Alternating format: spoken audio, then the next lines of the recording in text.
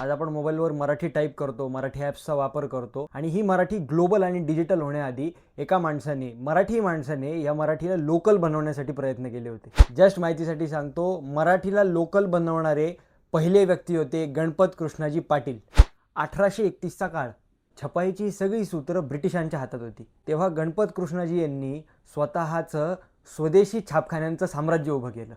त्यांनी मराठी पुस्तकं छापली आणि महाराष्ट्राच्या घराघरात पोहोचलेलं पहिलं मराठी पंचांग सुरू केलं. आज ज्याला आपण तंत्रज्ञानाच्या भाषेमध्ये लोकलायझेशन म्हणतो किंवा स्थानिक भाषेमध्ये माहिती देणं म्हणतो, ज्यावर आजचे करोडो रुपयांचे लोकल लँग्वेज ॲप्स चालतात, त्याची सुरुवात गणपतराव कृष्णाजींनी 19व्या शतकातच केली होती. ते असे बिझनेस टायटन होते ज्यांनी आपल्या मातृभाषेचा व्यावसायिक वापर कसा करायचा हे जगाला दाखवून दिलं. अजून अशाच मराठी बिझनेस टायटन्सबद्दल आपण बोलणार आहोत. पण तोपर्यंत ही व्हिडिओ जर आवडली असेल तर नक्की लाईक करा, कमेंट करा आणि जस्ट माहितीसाठी तुमच्या मित्रांसोबत नक्की शेअर करा.